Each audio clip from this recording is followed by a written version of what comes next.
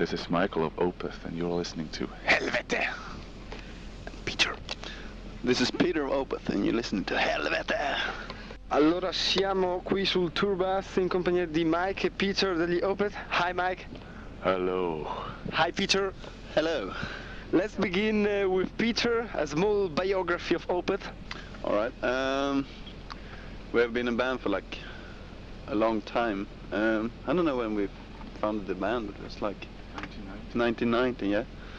So we've been playing for 6 years now or something, more than that. So we have, in the beginning we had a different changes of lineups all the time, but since 1991 it's been me and Michael and Anders on the drums. And we have always had troubles with bass players, so we had a permanent member, but he was kicked out of the band, so in 1994 we got Johan, and he's a permanent member now, so that's the lineup thing. I don't know if you heard about, we have released 2 CDs, so the first one's called Orchid, it's released 1995, and the new one's called Morningrise. And what about this tour? Are you satisfied with it?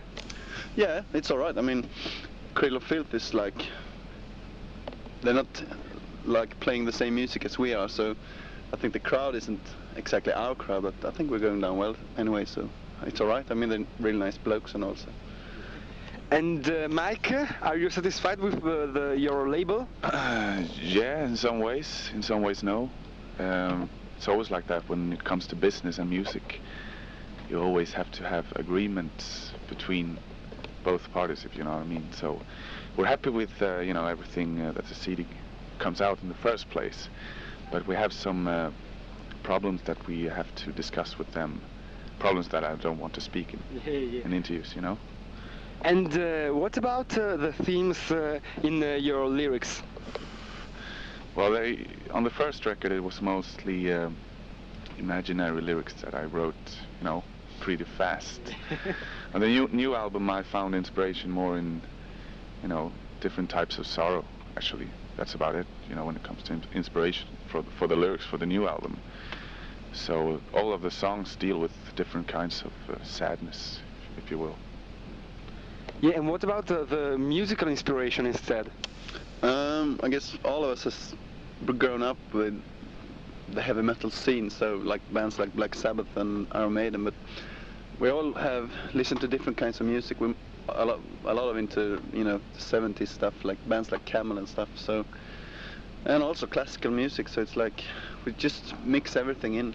So, but those bands are like. And what are your favorite movies and books? Oh shit, that's a good question. Yeah. One good movie is actually Dracula. The new one. From Coppola? Yeah. And books, there are plenty. Swedish writers and other writers as well. So it's like, well, we read a lot of books anyway. So it's like. And from Mike? I don't read that many books. It's Peter who does the reading here. But I watch many movies, and I like all the, old 60s and 70s vampire movies because I think they're fucking brilliant. And horror movies, and some. Omen is very good. No, not Splatter. The first. I like good movies, and I think that Omen is not only a good horror movie. It's a good movie. The first Omen. Yes, I like the 3 first actually. Oh, yeah. So. And what do you think about the Swedish death metal scene?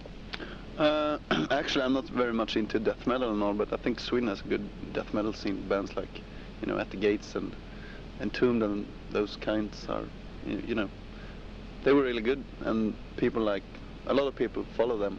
So I think it's like. Yeah, in Sweden there is also a good progressive scene. Like Änglagård, Landberg. Yeah, I know, that's the best scene in Sweden. We love all those bands. And we're actually friends with a few of them as well. So, I mean, just check out those bands, Änglagård and Ragnarök and stuff. Really good. And Anekdoten. Yeah. And Mike, what do you think about the future of doom metal music the future? in general? Well, it depends on the bands, don't it? I think that if a band wants to survive, they have to look in other directions than just one. And I think that we're one of those bands that will survive, hopefully, because we don't we're not narrow-minded as some black metal bands, because I think this black metal scene will die very soon. But I think those bands who create something for themselves and not for other people will survive, you know.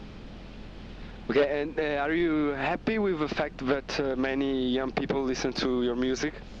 Yeah, if that's the case, you know, we don't actually know which kind of people listen to our music. I think more like people in between 20 and 30 is more into our kind of music. It's quite complicated and all that. So, but if people like it, it's really good, you know. Okay, now a final message from Mike. For listeners, yeah. Well, thank you for buying CDs, whatever, giving us money, we need it. But also thank you for those who came to see this show in Milan, and all the Italian people, you fucking rule. And from Peter? Yeah, I must say that we played Rome last night and it was the best fucking audience we ever played for. So just Italy, I love Italy. It seems like the best crowd for us, so just go on the way you do. Okay, see you, Mike. See you. And see you, Peter. See you as well.